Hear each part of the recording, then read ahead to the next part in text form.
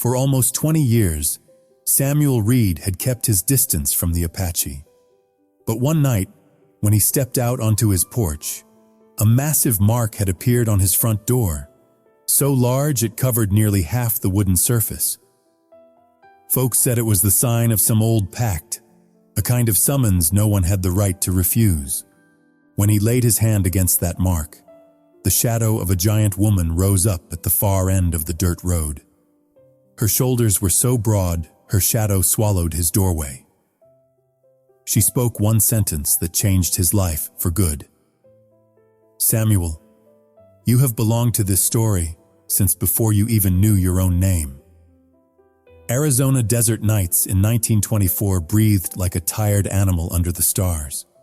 Samuel Reed lived out on the edge of town, where the lamplight was weak and the wind carried sand to his doorstep every evening. His cabin was small and rough, but it was enough to shelter him from the memories he did not want to look at anymore. 20 years earlier, Samuel had passed through Apache land and gotten tangled up in something he had never spoken of to anyone. Since then, he had avoided any road that might take him past their people, as if he were afraid that whatever had started back then had been following him for 2 whole decades. That night, Samuel had just blown out the lamp when he heard the wind shift. A soft, long, unfamiliar hiss. He opened the door and stepped onto the porch, thinking he would go check the horse stall. When he looked up, he stopped cold. Right in the center of the wooden door, a huge mark had appeared, as big as the hand of some giant blacksmith pressed deep into the planks. It was not cut with a knife. It was not paint or ash. It looked as if the wood itself had been heated from the inside until it swelled and rose into a symbol. The gross Samuel reached out and touched it. The surface was still faintly warm, as if it held the breath of whatever had made it. "What in the hell?" he whispered. Just then, the wind went still, and the ground beneath his feet gave a slight tremor, the way it does when someone heavy is walking toward you from far away. He turned toward the dirt road, where the dust was curling into pale layers. Then Samuel saw the shadow. A figure appeared at the end of the road, tall enough to block a piece of the moon. As the shape drew closer, Samuel realized it was a woman, an Apache woman, enormous. She stood a full head taller than he did. Her shoulders were wide enough to turn the wind aside. She walked without hurry, each step steady, pushing the earth away from her boots. Her hair was thick and black, falling to her back, brushing and lifting whenever the wind changed. Her eyes were dark and cool, like the stone face of the northern mountains. When she stopped at the edge of his porch, her shadow swallowed the door behind him. Samuel did not step back. It was not courage. It was the strange feeling that something in her walk told him he had been bracing for this moment for a very long time. "Samuel Reed," she said, her voice low and slow, like footsteps across dry ground. "You have belonged to this story since before you knew your name." Samuel swallowed. "Who are you?"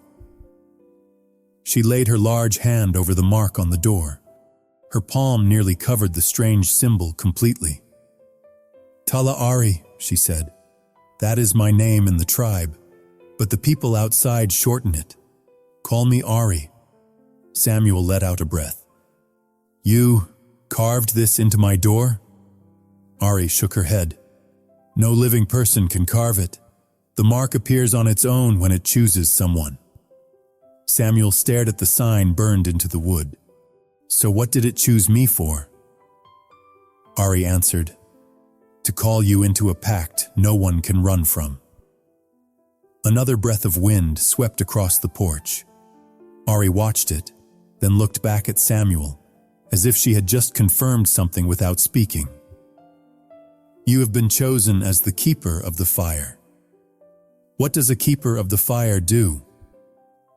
"Carry a part of the tribe's spirit with him, and starting tonight, I am under orders to stay by your side." Samuel stood still, feeling his heart pounding hard, but not out of control. He did not know which was more frightening: the strange mark on his door, or the gaze of this towering woman looking straight at him, as if she had known him from another life. "You cannot refuse," Ari said. "Why not?" "Because the Spirit chose you before you ever understood who you were." Samuel drew in a slow breath. "I am just a man trying to live quietly at the edge of town. I am not anyone a tribe should care about." Ari's voice dropped, soft as wind sliding over rock. "You are more important than you think. And if I tell you the truth, you once saved an Apache life without even knowing it." Samuel stared at her, thrown off balance by her words. "Whose life did I save?" Ari answered, "Mine, 20 years ago." The wind rose a little stronger, like a reminder that the past had just been opened, and it was not going to close again. The air between Samuel and Ari felt as heavy as desert wind before a storm. He stared at her for a long moment, trying to match her words to memories that had already been buried under 20 years of drifting sand. "When did I save you?" he asked. Ari tipped her head slightly, those deep black eyes searching his face as if she were trying to find the boy he once was. "At Red Canyon," she said. "You don't remember?" Samuel shook his head. "I've never set foot there." "The wind remembers you," Ari replied, "and so do I." Samuel almost laughed at the strangeness of that answer, but he couldn't. There was something in her voice that made him feel as if the ground itself was slowly carrying him back toward his past. Ari pulled her leather sleeve up, just enough to show a long scar running across the top of her arm. "You stepped in front of a bounty hunter's arrow," she said. "You took it for me. I ran. You stayed behind. I thought you died." Samuel stared at the scar, his heart skipping once. If that happened, how am I still alive? "Some of my people found you before you lost too much blood," she said. "They took you to a small camp, closed the wound, and let you go when the wind was safe again." Samuel frowned. "I don't remember any of that." Ari's voice softened. "You cannot remember because we took the memory away." Samuel went rigid. "Why?" "Because you saved a child who was never supposed to be seen outside the tribe," she said. "If you remembered, the bounty hunters would have come looking for you, and they would have killed you." The wind swept harder across the roof, touching them like the hand of something waking far away. Samuel looked into Ari's eyes and saw no threat there, only a kind of regret. "Oh, so you came here to give those memories back?" "The mark on your door was the first thing to open," Ari said after a few seconds. "I am the second." Samuel drew in a slow breath. "Why me? And why now?" Ari laid her hand over the symbol on the door again, her big palm covering the strange mark completely. "Because the old Pact is waking up," she said. "And the keeper of the fire appears only once in a generation. The fire of the tribe can go out if no one stands between the two worlds." Samuel gave a short, dry laugh. "I'm just a man who lives on the edge of town. I don't belong to any two worlds." Ari's gaze held his. "Yes, you do. You saved an Apache life, and you live among the white townsfolk. You understand both sides without truly belonging to either. You make it sound like I was chosen because I don't have a home," he said. "That is exactly why," Ari answered slowly. Samuel swallowed around a feeling he didn't know how to name. This giant Apache woman spoke as if she had been watching his life from farther away than he could. Ari stepped closer, her shadow sliding up over part of his chest. Samuel, you have to believe me. The mark never chooses the wrong person. His eyes went back to the scar on her arm. If I really did save you, why did you have to come back? Her reply was barely louder than the wind whispering through rock.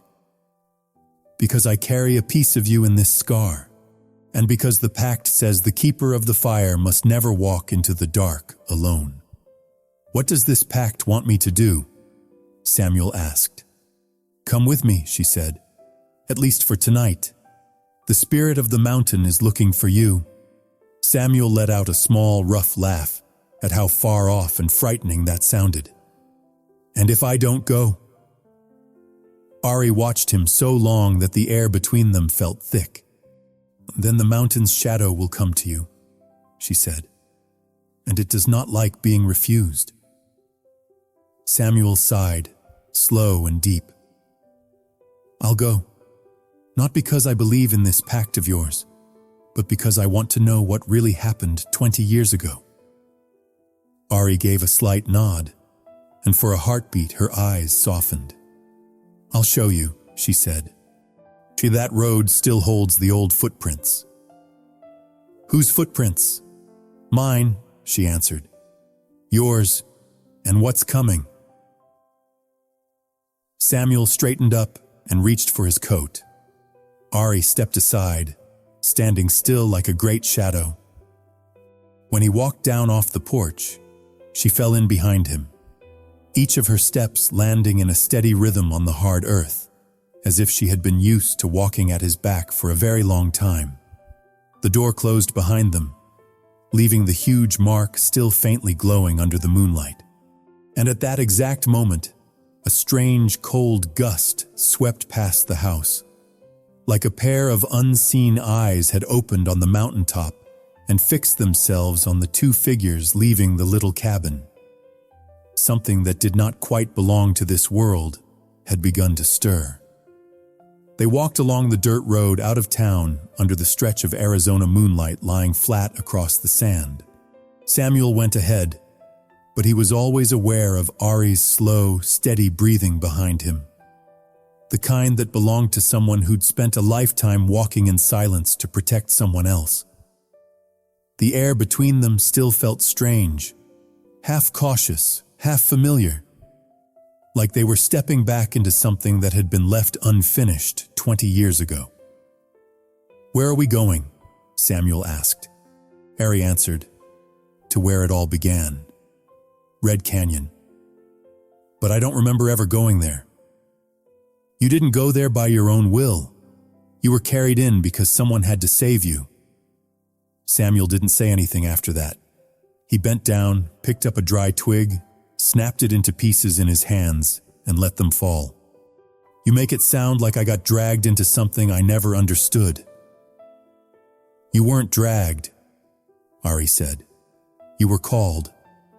Those who are chosen always hear the call, no matter how long they run. They moved deeper into the red rock country, where the big stone formations began to break the wind. As they stepped into the canyon, the air changed. The wind reversed direction, cold and strange, like it was being funneled along an invisible path. Ari stopped and laid her hand on a large slab of rock that blocked part of the way. It's still here. What is? Samuel frowned. Ari turned her wrist so he could see a huge handprint pressed into the rock, faded but clear in the moonlight. On the mark of the keeper of the fire before you. Samuel froze. How many keepers have there been? So few you can count them on one hand. And where's the one before me? Ari looked into the deep darkness between the canyon walls. The keeper never lives long. They're a bridge, and a bridge wears out before anyone else. A chill crept up Samuel's spine. You're telling me I could die because of this? Ari's voice was soft as the wind. Everyone dies. Not everyone is chosen. You talk like I'm part of something bigger than I ever signed up for. Ari met his eyes. You are? You live between two worlds, even while you try to hide from both. You saved an Apache life when you were too young to understand what that meant. You have the heart of someone who knows how to stand in the middle. I never asked to be chosen, Samuel murmured. All I ever wanted was some peace. If peace was truly what you wanted, she said, you wouldn't have touched the mark. The wind picked up, sounding like a long sigh trapped in the canyon. Ari moved ahead of him, blocking half his body with her own. Red Canyon is not calm tonight. Because of me? No. Because of what's looking for you. Samuel swallowed. What is it? Ari spoke very slowly. The spirit of the Pact. The wind died all at once, as if someone had reached out and clenched a fist around it. A low sound rose from deep inside the rock, not the cry of an animal, not any sound a person could make, but something older than the desert itself. Samuel stood frozen, not knowing what to do, and Ari turned back to him. Don't be afraid, she said. You saved me when you didn't even know your own name. I believe that part of you is still there. Ari walked toward the darkness while Samuel stayed where he was, caught between the stone walls. When she was more than 10 paces away, a cold draft began to coil around his ankles, like an invisible hand feeling its way up. He gripped his sleeve as the sensation crawled higher. Overhead, the sky went completely silent. From somewhere deep inside the canyon rock, that low sound came again, clearer now, heavier. As it neared, Ari looked back at him and said, "From this moment on, you no longer belong to just one world." The mountain's shadow began to move, and Samuel understood that the path he'd stepped onto no longer had a way back. The low sound rising from deep inside the rock stretched out like someone calling the name of a man who had forgotten himself. Samuel stood in the middle of the narrow canyon, his hands clenched into fists, not understanding why his palms were damp with sweat. Ari stood in front of him, her shadow spread across the stone like a great wall shielding him. The air around them felt pulled tight, every breath heavy, as if they were dragging sand into their lungs. A cold gust swept through, but it did not follow any normal direction of wind. It curled around Samuel's legs like it was judging him. He heard his own heart pounding and tried to keep his voice steady. "Ari, where is it?" Ari answered without turning around. "You cannot see it with your eyes. The pact does not appear like a person. It comes like the breath of the mountain." Samuel's breathing quickened. "I don't know what I'm supposed to do." "You don't have to do anything," she said. "Just stand there and let it see you." A chill slid up to his knees, then climbed higher, like a band of cold air wrapping itself around his body. Samuel shivered, but he did not step back. He stared into the darkest place between the rocks and suddenly felt as if something were looking straight through him.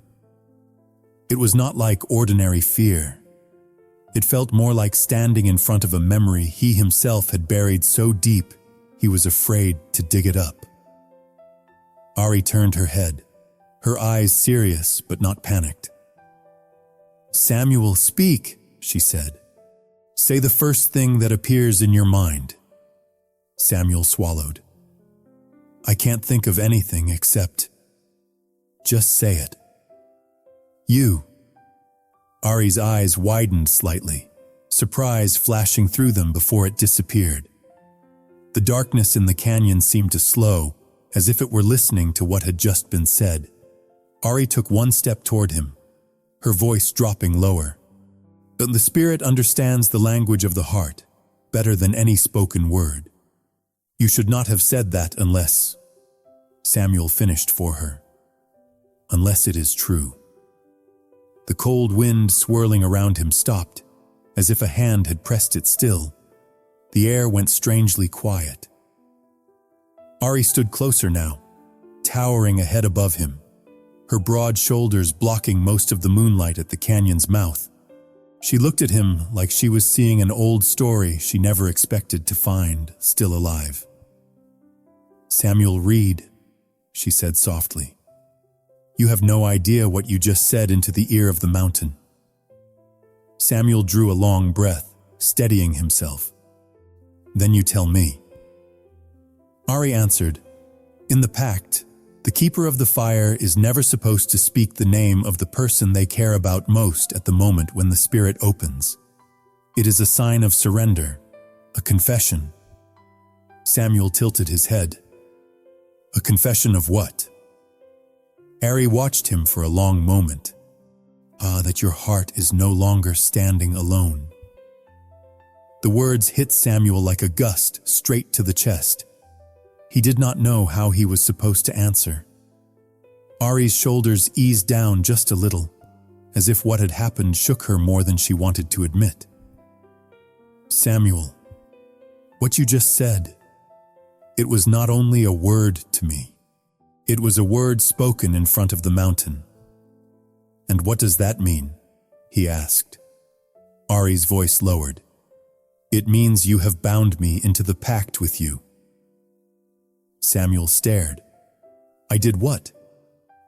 "You made me the one who stands between you and the spirit. From now on, I cannot leave you without breaking the pact in half." "And if it breaks?" he asked. Ari looked toward the dark rock, as if she were looking into a future she did not want. "Then the mountain takes us both back." A hard gust rushed through, sweeping red dust into the air and letting it fall again like a soft rain. The strange low sound faded. The air seemed normal again, at least on the surface. Ari turned and started toward the canyon's mouth. Samuel followed without saying anything for several minutes, not until they stepped out of the shadows and the moonlight showed her face clearly. "Ari," he called. She stopped, but did not turn right away. "I didn't mean to do that." "I know," she said. "Are you angry?" Samuel asked. Ari drew in a careful breath. "Samuel, I am not angry. I just do not understand why, in the moment the mountain asked, you thought of me."